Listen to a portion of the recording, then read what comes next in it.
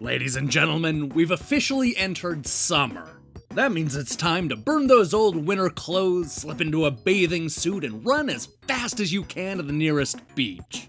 To celebrate the longer days and warmer nights, I wanted to spend the next few minutes talking about everybody's favorite video game surfer. Now is the time to turn away if you don't want to know what happens next, because today we're going to spoil the story and ending for Greendog, the beached surfer dude on the Genesis. This is Game Over, the early years.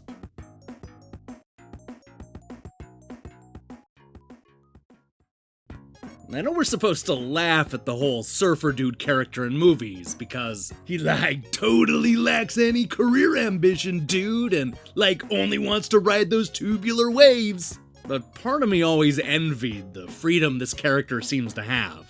It's how he can just pick up and go to all these tropical locations and do the things that he loves. Honestly, that sounds kinda awesome to me. Who doesn't want to do that? Maybe that's why I've always had a soft spot for Greendog, the 1990s surfer dude who finds himself at the center of a mostly forgotten 16-bit adventure. We learn from the top that the blonde-haired surfer dude hit an especially gnarly wave and washed up onto the beach with a mysterious pendant around his neck. That normally wouldn't be so bad, but a beach bunny named Bambi informs our confused hero that he won't be able to remove that pendant until he combines all 6 Aztec treasures hidden around a bunch of tropical islands. Oh, and as long as he's wearing that pendant, all wild animals will go berserk and try to kill Greendog. That means no surfing. Bummer, dude. So this sets up a fairly straightforward side-scroller where we're bouncing on rocks, swinging across vines, and doing everything we can to avoid killer birds. There really isn't much of a story here. We pretty much just run through a bunch of tropical levels based on Caribbean islands like Grenada, Jamaica, and St. Vincent.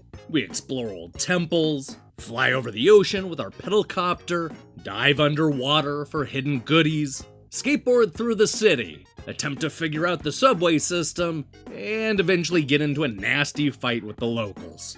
Long story short, we end up finding all but one of the Aztec treasures, which means we have to make our way to one final dark and dangerous island to lift the curse. What makes this particular island so dark and dangerous? Well, as it turns out, there's a volcano erupting, so Greendog will need to be extra careful if he ever wants to surf again. He eventually has to rollerblade his way out of a spiked temple, which finally allows him to put the pieces together. Here's what happens next.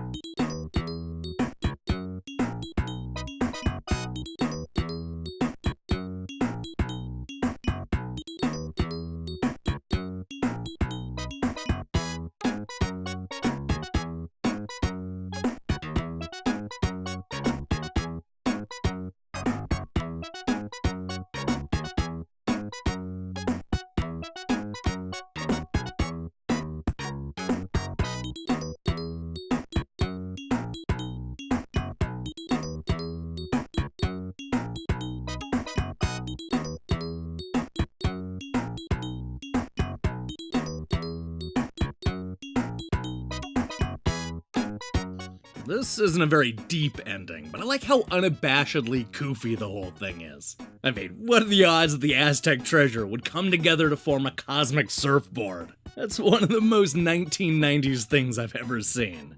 The truth is, I want to talk about this ending for another reason. Greendog makes the mistake that a lot of endings make, which is to suggest that the adventure is just getting started. You can do this if you're absolutely positive that you're going to get a sequel. Were the developers behind Greendog really that confident? They probably shouldn't have been, because this has one and done written all over it. Either way, I'm a little disappointed that we'll never have a chance to see the further adventures of Greendog, even if this first game wasn't all that great. Oh well, at least the dude can surf again. And isn't that what summer is all about? Hey, thanks for watching this episode of Game Over, the early years. We post new episodes every Monday. So here's the question I have for you. What's your favorite summer game? There are quite a few if you start thinking about it, including Super Mario Sunshine and a whole bunch of extreme sports games. Let me hear your picks in the comments below. In other news, we're going to be counting down Electronic Gaming Monthly's worst reviewed games of 1996 on Wednesday. And we're also going to post a video where we talk about the future of that series. So I recommend you click that subscribe button and support what we're doing here. Until then.